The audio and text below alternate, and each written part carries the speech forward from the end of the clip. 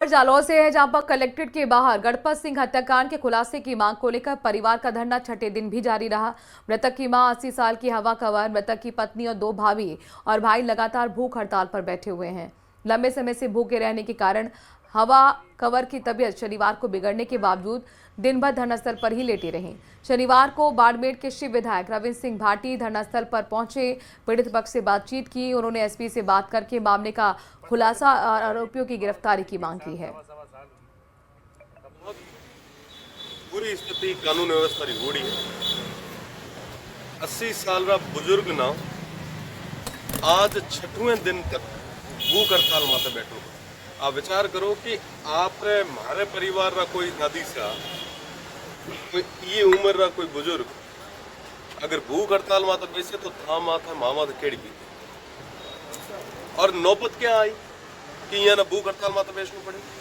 लारला 15 महीना गणपत सिंह हत्याकांड जो तो वो खुल्यो परिवार लोग हर जगह पर्ची लगाई, हर जगह अर्जी लगाई, पर उमारी कोई तरीके की सुनवाई को नहीं। जिक्र कारण आखिर परेशान हुए परिवार रे लोग ना जालोर आज मुख्यालय माथे भूख हड़ताल माथे। खबर जोधपुर से है, यहाँ पर पंचायत पुनर्गठन को लेकर सरकार का बड़ा बयान सामने आया है। मंत्री जोगाराम पटेल ने मीडिया से बातचीत में कहा है कि राज्य में पंचायती राज व्यवस्था के एक नए युग का सूत्रपात हुआ है। मंत्री ने दावा किया कि पूरी प्रक्रिया पारदर्शिता और नियमों के पालन करते हुए की गई है। उन्होंने कहा कि नई पंचायतें और पंचायत समितियों का नोटिफिकेशन जल्द जारी होगा।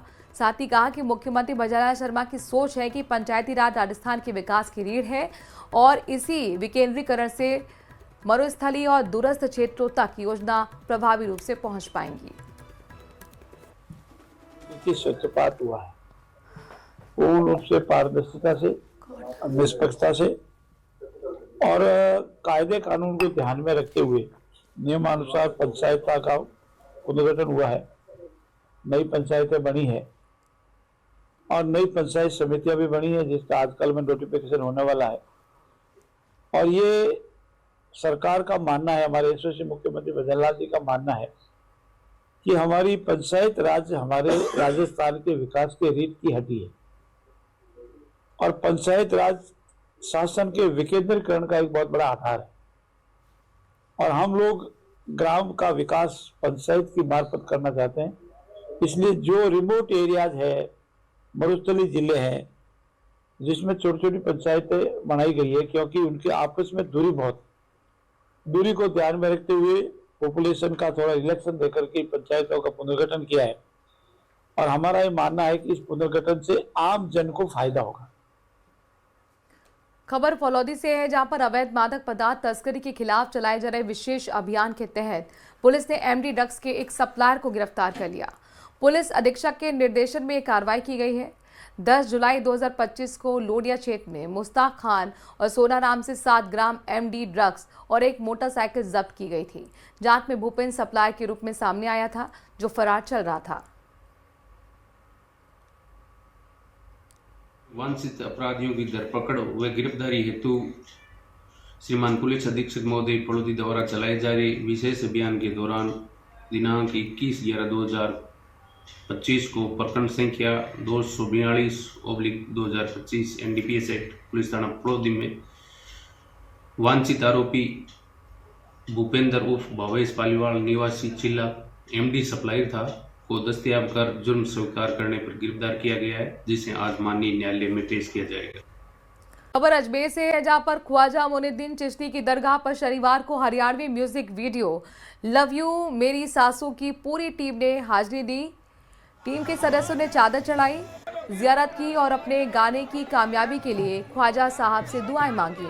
इस मौके पर मुख्य कलाकार प्रदीप नागर, कोरियोग्राफर सुषमा सुमन, निर्देशक नागिन चौधरी सहित पूरी यूनिट मौजूद रही। दरगाह के मशहूर खादिम और बॉलीवुड दुआगो सैयद कुतुबुद्दीन सखी ने टीम का इस्तकबाल किया। उन्होंने सभी कलाकारों को दरगाह शरीफ की जियारत कराई।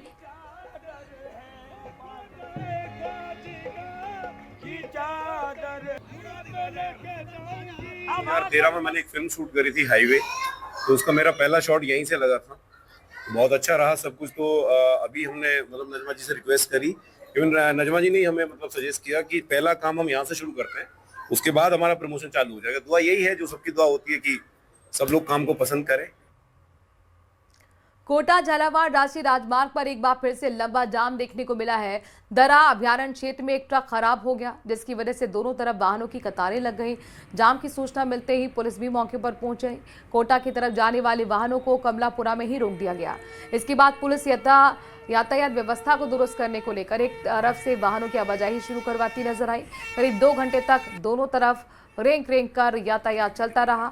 सैकड़ों यात्री ऐसे में परेशान होते हुए नजर आए।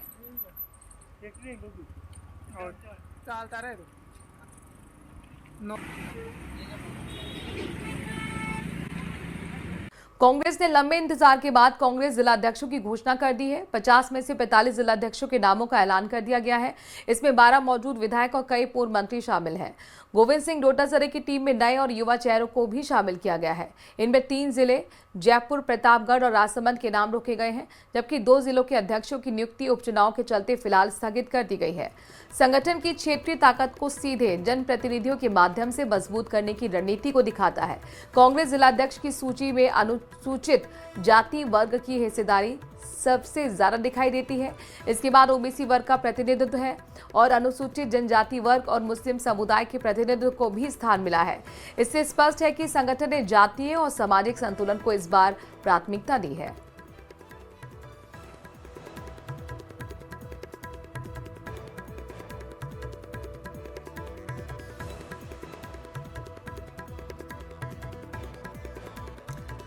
तो ये ग्राफिक्स के माध्यम से आपको मेगा एनालिसिस बता रहे कांग्रेस की लिस्ट का, जो लंबे समय से इंतजार हो रही थी कि आखिरकार जिलाध्यक्षों की घोषणा कब होगी। 50 में से 45 जिलाध्यक्षों के नाम का ऐलान हो चुका है। 12 मौजूद विधायक हैं, इसमें कई पूर्व मंत्री भी शामिल हैं। गोविंद सिंह डोटासरा की टीम में नए और युवा चेहरों को भी प्राथमिकता दी गई है। 3 जिले जयपुर, प्रतापगढ़ और राजसमंद के नाम रोक दिए गए हैं। 2 जिलों के अध्यक्षों की नियुक्ति उपचुनाव के चलते फिलहाल स्थगित रहेगी। 45 नामों की लिस्ट में 7 महिलाओं को जिम्मा सौंपा गया है। तकनीकी कारणों से 3 जिलों का ऐलान बाकी है। और अपने दर्शकों को बता दें कि उपचुनाव के कारण 12 झालावाड़ नाम फाइनल नहीं हो पाया। लिस्ट में 45 नाम और 39 नए जिला अध्यक्ष 6 रिपीट है। 12 जिलों में विधायकों को जिला अध्यक्ष बनाया गया है। 5 जिलों में पूर्व विधायकों को भी जिला अध्यक्ष बनाया गया है, यानी कुछ पुराने कुछ नए चेहरे हैं। और इसमें 7 महिलाओं के नाम भी शामिल हैं। आपको नए दर्शकों को बता दें कि संगठन की क्षेत्रीय ताकत को सीधे जनप्रतिनिधियों के माध्यम से मजबूत करने की रणनीति साफ तौर पर इस लिस्ट में दिखाई देती है। कांग्रेस जिलाध्यक्ष की सूची में अनुसूचित जाति वर्ग की हिस्सेदारी सबसे ज्यादा है। जो ये वादा किया गया था कि अनुसूचित जाति को हम प्राथमिकता देंगे, और वो इस लिस्ट में झलक भी रहा है। इसके बाद आइए ओबीसी वर्ग, जिसका प्रतिनिधित्व तो देखने को मिलता है। अनुसूचित जनजाति वर्ग और मुस्लिम समुदाय के प्रतिनिधित्व को भी स्थान मिला है। दरअसल ये तमाम बातें राहुल गांधी की तरफ से की गई थी कि इस तरह के हम चेंजेस ला रहे हैं, हम युवाओं को प्राथमिकता देंगे। साथ ही उन्होंने कहा था कि अनुसूचित जाति को हम प्राथमिकता देंगे, और वही सब कुछ इस लिस्ट में साफ तौर पर दिख रहा है। यानी कि सामाजिक पहलुओं पर सामाजिक एंगल से पूरी तरह से इसमें ध्यान रखा गया है। प्रतिनिधित्व तो यहाँ पर मुस्लिम समुदाय को भी देखने को मिल रहा है। साफ है, संगठन ने जातीय और सामाजिक संतुलन को इस बार प्राथमिकता दी है। ब्यावर से आ रही बड़ी खबर के साथ करते हैं। सड़क हादसे में बाल बाल बचे हैं अरुण चतुर्वेदी।